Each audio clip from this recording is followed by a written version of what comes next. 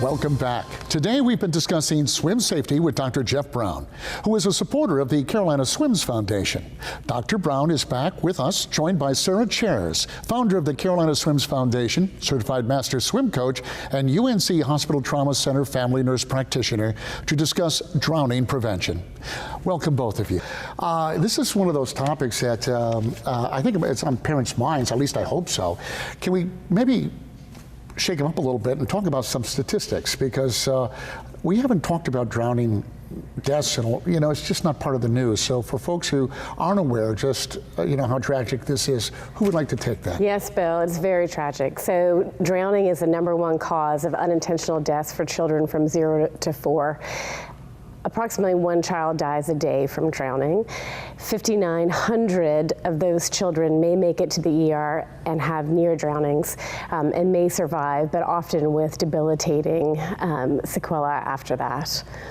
I have a little one at home, and she's kind of skittish of going near the pool. She's afraid, and then I have a granddaughter who, she'll jump from the railing, and they're almost the same age. So each kid's different. What are some of the risks, that parents should be looking for that maybe they don't really think of? Well, drowning is silent. It can take 18 seconds for a child to drown. So that's the time that you turn away and you look at a dog barking, you just take a moment and the child slips under. It can be very, very quick. The parents, whether it's a backyard pool, and of course, Doctor, we've been talking about more of the public pools, what are some of the things they should really think about? Let me ask you, Doctor, you thought your son was being supervised, and that was enough for you, wasn't it? Should parents go further? That's a great question, and it's certainly a question I've asked myself thousands of times. One thing that I've considered is that not only was the decision to let Grant attend the camp our decision, it was also the decision of all parents attending that, letting their children attend that camp. So certainly, what could you do? Well, just not let your child go to camps. I think that's the key piece here, is that we want our children to do things that are developmentally appropriate. We need to make sure that we're doing everything that is commonsensically appropriate to make sure that those decisions are safely made and commonsensically taken care of. What about swimming lessons? And speaking of summer camp, would you drop your kids off at swimming lessons and that sort of thing? Is there anything parents ought to be thinking about or asking? Yeah, ask if they're certified. Ask what background they have. Are they USA Swimming certified? Are they lifeguard certified? Are they CPR first aid? Make sure there's lifeguards on deck. You always need more than 1 lifeguard. You need to make sure there's a landline in case of an emergency. You need to make sure that the lifeguards are paying attention even during the swim lesson to make sure that those other children that are waiting for their turn eagerly are safe on the side and not in the water. I know my daughter can't swim, the little one. The older one can. So I don't worry so much because, she can swim. But let me ask you, shouldn't the same concern be directed in the direction of the child who can swim? They're also vulnerable, are they not? Yeah. So often parents overestimate their swim child's ability. So they may think that their child can swim better than they can, add 5 hours at the pool and heat exhaustion and lack of food and energy, and suddenly the child doesn't have that same ability to fight, and they can drown more quickly. They get tired, they get fatigued. If the water's cold, that may cause them to hyperventilate, which then could increase their risk of drowning.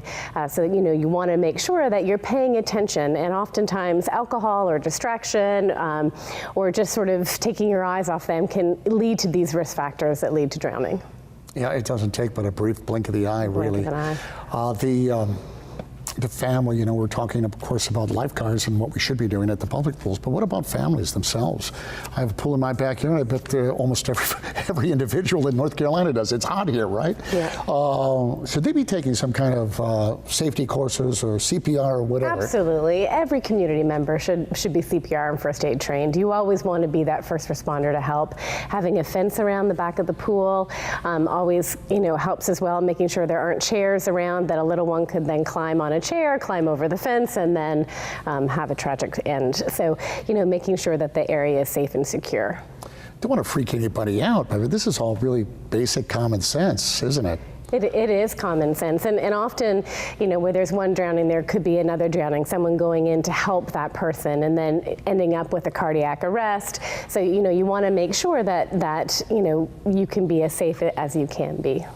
So can you tell me a little bit about the Carolina Swims Foundation Yes. and, of course, your connection to it? Yeah, thank you, Bill. So Carolina Swims Foundation is a foundation that provides free swim lessons to children in foster care, so swim lessons and water safety. And we believe that every child deserves the gift of swim, and it's a life-saving skill. So we want to make sure that all children have that opportunity, and those children that are in foster care tend to stay in foster care 15% longer since 2011.